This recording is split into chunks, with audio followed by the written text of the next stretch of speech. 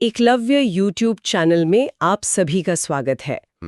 आज की इस विस्तृत चर्चा में हम एक ऐसे विषय पर गहरा विश्लेषण करने वाले हैं जो मध्य प्रदेश के इतिहास, उसके भूगोल और अर्थव्यवस्था को एक ही धागे में पिरोता है।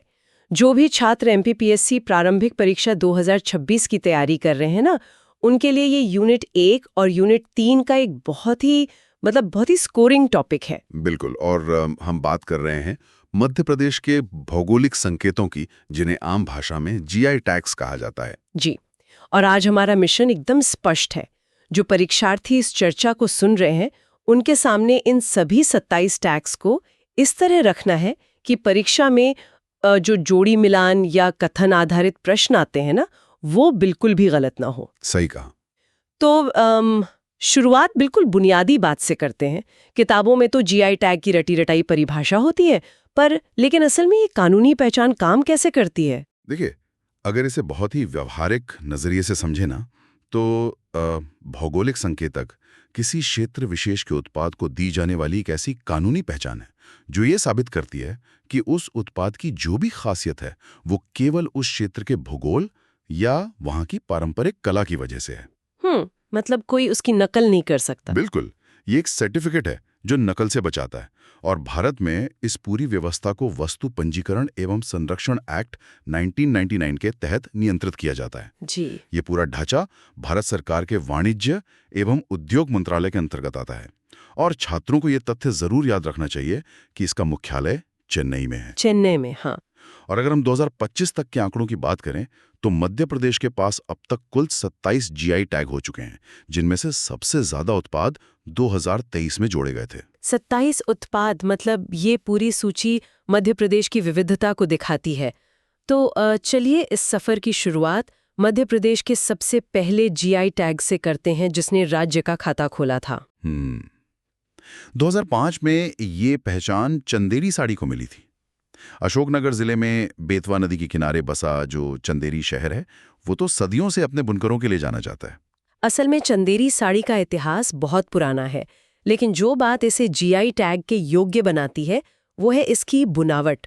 मतलब इसमें रेशम और सूती धागों को ऐसे मिलाया जाता है कि कपड़ा एकदम हल्का और पारदर्शी सा हो जाता है। और उस पर जरी का काम भी होता है। जी, जरी का काम इतनी सूक्ष्मता से होता है कि वो कपड़े का हिस्सा लगता है। वहाँ की गर्म जलवायु में ऐसी हल्की साड़ी का बनना वहाँ की भौगोलिक जरूरतों का ही नतीजा है। बिल्कुल। और वस्त्रकला की बात हो और महेश्वर साड़ी का जिक्र न हो, ऐसा तो हो नहीं सकता। इसे 2012-13 में सूची में शामिल किया गया था। खरगोन जिले का महेश्वर, जिसे हम प्राचीन काल में महेशमती कहते थे। महेशमती, हाँ, वहीं से इस कला का जन्म हुआ। और 1767 में लोक माता अहिल्याबाई होलकर ने सूरत और अन्य जगहों से बुनकरों को बुलाकर महेश्वर में बसाया था, ताकि शाही मेहमानों को देने के लिए एक खास वस्त्र तैयार हो सके। और उनका वो विजन आज महेश्वर की पहचान है। इसकी सबसे बड़ी तकनीकी विशेषता इसका रिवर्सिबल बॉर्डर है। रिवर्सिबल बॉर्डर मतलब दोनों तरफ से? हाँ, मतलब साड़ी के किनारे को इस तरह बुना जाता है कि उसमें कोई उल्टा या सीधा हिस्सा नहीं होता। आप उसे दोनों तरफ से पहन सकते हैं। और इसके डिजाइनों में महेश्वर किले की वास्तुकला और नर्मदा नदी की लहरों की नक्काशी भी साफ दिखती है। बहुत खूब। अब साड़ियों की ही बात चल रही है तो 2023 में जुड़ा एक नया नाम देखते हैं, वारासिवनी साड़ी। यहाँ परीक्षा के लिए एक बहुत बड़ा ट्रैप है। जब छात्र वारासिवनी पढ़ते हैं तो पहला ख्याल सिवनी जिले का आता है। एकदम सही, लेकिन असल में ये बालाघाट जिले की तहसील है, और इतिहास में इसे 16 हाथ की साड़ी भी कहा जाता था। ये बहुत जरूरी पॉइंट है। आयोग जोड़ी मिलान में ऐसे ही नामों से खेलता है। परीक्षार्थियों को अपने नोट्स में वारासिवनी के आगे बड़े अक्षरों में बालाघाट लिख लेना चाहिए। बालाघाट जैसे धान उत्पादक क्षेत्र में ऐसी बारीक वस्त्रकला का होना इसे बहुत खास बनाता है। तो अब मालवा और निमाड़ की इन धागों से आगे बढ़ते हैं और कुछ खास प्रिंट्स की दुनिया में चलते हैं। धार जिले के बाघ प्रिंट को 2008-9 में टैग मिला था। कुक्षी तहसील की ये कला पूरी दुनिया में मशहूर है, और इसके मुख्य शिल्पकार मोहम्मद यूसुफ खत्री का नाम तो बहुत प्रसिद्ध है। जी। लेकिन इसके पीछे जो विज्ञान है ना, वो बड़ा दिलचस्प है। इसमें कोई रासायनिक रंग इस्तेमाल नहीं होता। बिल्कुल। यहाँ रसायन विज्ञान और भूगोल का बहुत ही शानदार गठजोड़ है। इसमें अनार के छिलके और लोहे के जंग जैसे प्राकृतिक रंगों का इस्तेमाल होता है, लेकिन इसका असली रहस्य बागिनी नदी के पानी में है। अच्छा। हाँ, उस नदी के पानी में प्राकृतिक रूप से तांबे का अंश होता है। तो जब इन रंगे कपड़ों को उस बहते पानी में धोया जाता है तो पानी का तांबा और प्राकृतिक रंग आपस में प्रतिक्रिया करते हैं, एक तरह का ऑक्सीडेशन होता है। और इसी वजह से कपड़ों पर जो लाल और काले रंग का गहरा निखार आता है वो किसी केमिकल से नहीं आ सकता। ये तो बहुत अद्भुत है कि सदियों पहले कारीगरों ने पानी के इस गुण को समझ लिया था। और प्रिंटिंग में ही 2023 में एक और नाम जुड़ा, उज्जैन के भैरवगढ़ का बटिक प्रिंट। इसमें मोम का प्रयोग करके रेजिस्ट डाइंग की जाती है। रेजिस्ट डाइंग मतलब कपड़े के जिस हिस्से पर रंग नहीं चढ़ाना है वहां पिघला हुआ मोम लगा देते हैं। एकदम सही। जब उसे ठंडे रंग में डुबोते हैं तो मोम वाला हिस्सा रंग को रेजिस्ट करता है। बाद में गर्म पानी से मोम निकाल देते हैं और क्योंकि मोम सूखने पर चटकता है इसलिए बटिक प्रिंट में दरारों वाला एक बहुत ही विशिष्ट टेक्सचर बन जाता है। जी, और मालवा क्षेत्र में ही प्रिंट से थोड़ा हटकर चमड़े की कारीगरी भी है। इंदौर के चमड़े के खिलौनों को 2008-9 में टैग मिला था। इनमें सुरक्षित और प्राकृतिक रंगों का इस्तेमाल होता है, इसलिए ये बच्चों के लिए एकदम सुरक्षित हैं। और 2024 के करंट अफेयर्स के हिसाब से देखें तो नई दिल्ली के अंतर्राष्ट्रीय व्यापार मेले में मध्य प्रदेश ने इन खिलौनों को विशेष रूप से प्रदर्शित किया था। ऐसे मेलों से ही इन कलाओं को नया बाजार मिलता है। अब अगर हम धातु और पत्थर के शिल्प पर आएं तो 2008-9 में दतिया और टीकमगढ़ के बेल मेटल वेयर को जगह मिली थी। इसकी खासियत जॉइंटलेस कास्टिंग है, यानी बिना जोड़ की ढलाई। ये जो बिना जोड़ की ढलाई है, क्या ये वही लॉस्ट वैक्स तकनीक है जो हड़प्पा काल से चली आ रही है? बिल्कुल वही है। कारीगर पहले मोम की मूर्ति बनाता है, उस पर मिट्टी का लेप लगाकर पकाता है, मोम पिघलकर निकल जाता है और मिट्टी का सांचा बचता है।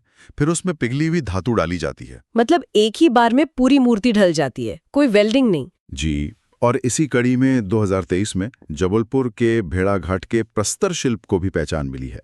वहाँ के सफ़ेद संगमरमर और सोपस्टोन पर जो बारीक जालीदार कटाई होती है वो सच में बेजोड़ है।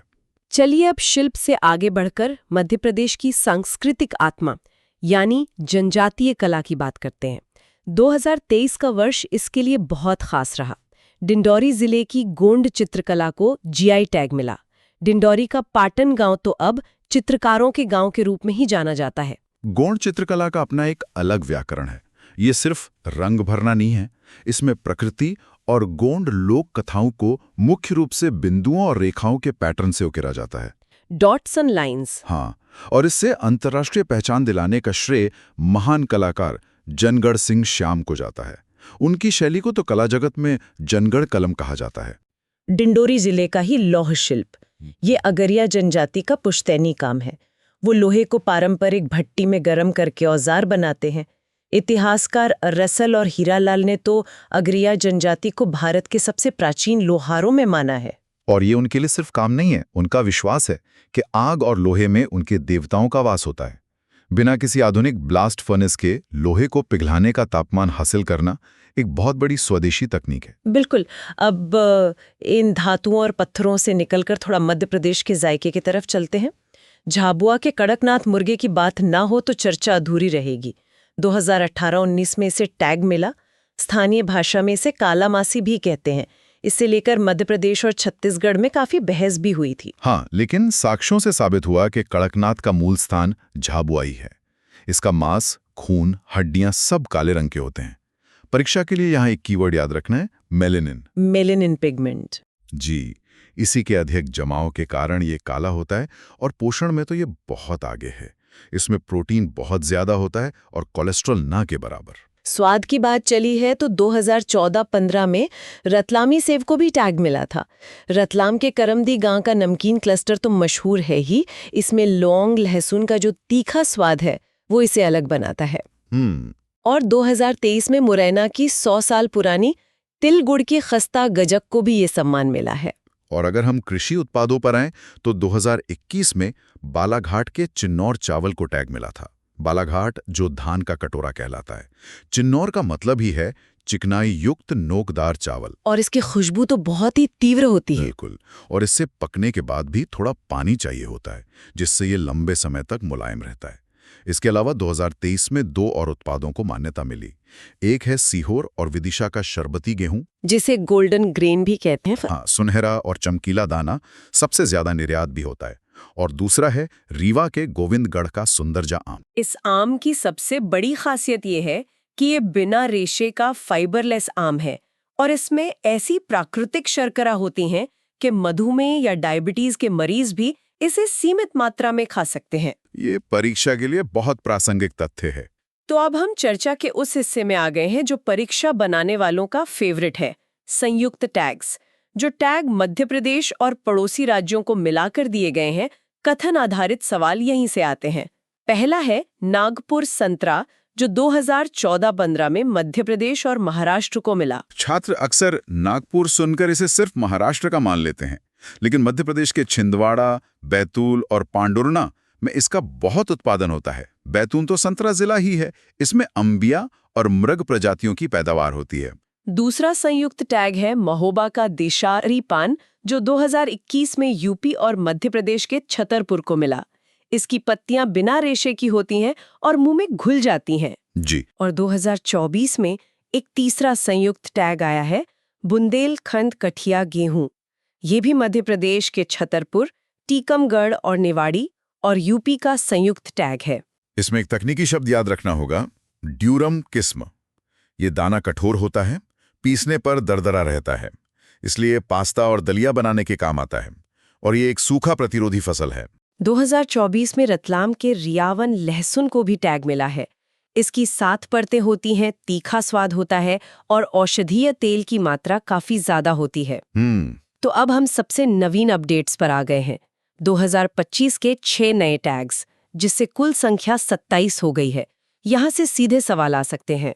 इनका वर्गीकरण बहुत जरूरी है। सबसे अलग है पन्ना का हीरा। ये पूरी सूची में एकमात्र खनिज या मिनरल श्रेणी का उत्पाद है। पन्ना के हीरे अपनी चमक और कटिंग के लिए प्रसिद्ध हैं। बाकी के जो 5 हैं वो हस्तशिल्प हैं। मैं उन 5 हस्तशिल्प के नाम बता देती हूँ। छतरपुर से 2 हैं, खजुराहो स्टोन क्राफ्ट और छतरपुर वुडन फर्नीचर। और फिर बैतूल जिले का भरेवा या ढूकरा शिल्प, जो धातु शिल्प है। जी। इसके अलावा ग्वालियर से 2 उत्पाद हैं।